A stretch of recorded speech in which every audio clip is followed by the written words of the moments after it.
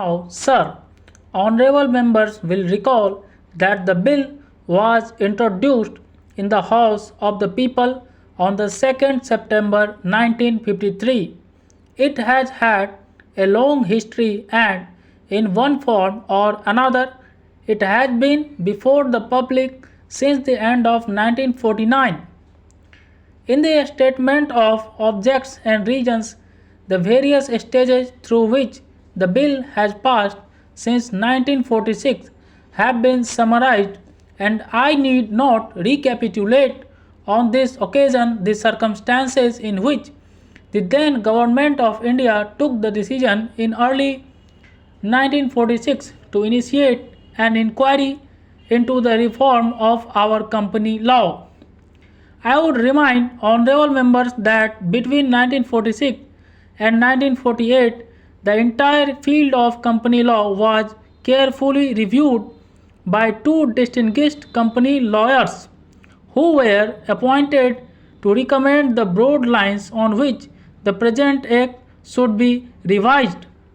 Their recommendations were examined in the then Ministry of Commerce, and certain tentative departmental views which emerged were circulated in a comprehensive memorandum to all recognized trade and industrial associations, bar associations, high courts, and the state governments.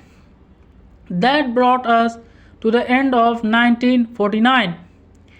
Many representations on this memorandum were duly received from Chamber of Commerce, Trade and Industrial Associations, state governments, and the general public. At the end of 1950, the Government of India appointed a committee under the chairmanship of Sri Bhabha to go into the entire question of revision of the Companies Act with particular reference to its bearing on the development of trade and industry in the country. This committee examined a large number of witnesses in many parts of the country and submitted its report in March 1952.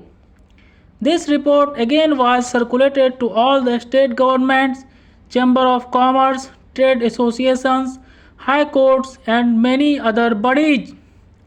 At the same time, a special officer was appointed in the Department of Economic Affairs, Ministry of Finance, to examine the report in the light of the views received from the interested public and to submit proposals to the government for the revision of the present act.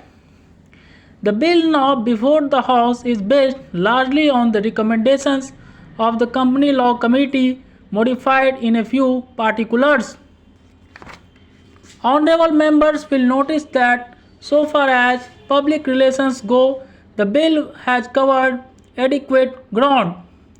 In a measure like Companies Bill, however, which covers the entire field of the operation of joint stock companies, the limits of consultation and discussion can never be exhausted, and I would like to inform the honorable members that although the bill was introduced in the Parliament over 7 months ago, our officers have been engaged throughout this period in further studies and informal discussions with the interest concerned, and on occasions I have also participated in such discussions.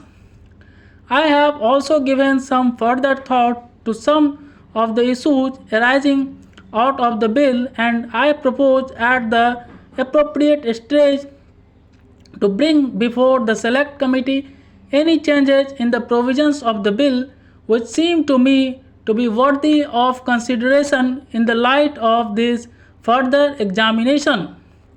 No honorable members will have noticed that the bill contains 6 clauses and 12 schedules.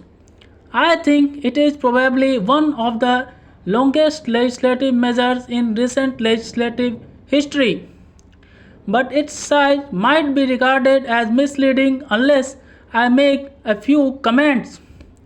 The bill is both, one must remember, a consolidating and amending measure.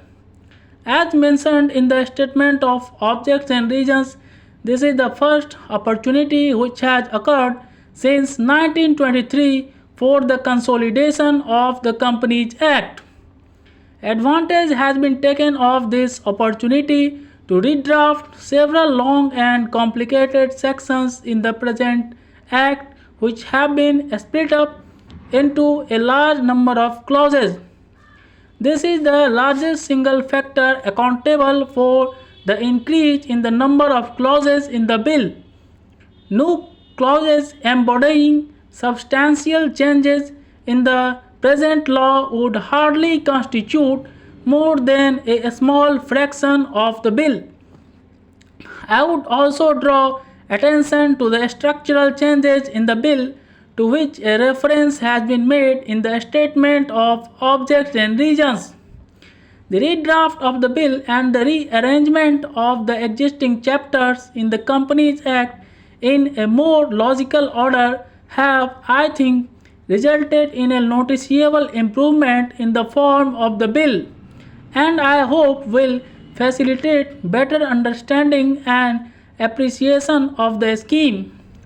I wish that the Act, which came into effect long ago, was implemented properly. I know that the minister here is very earnest in implementing it. Thank you.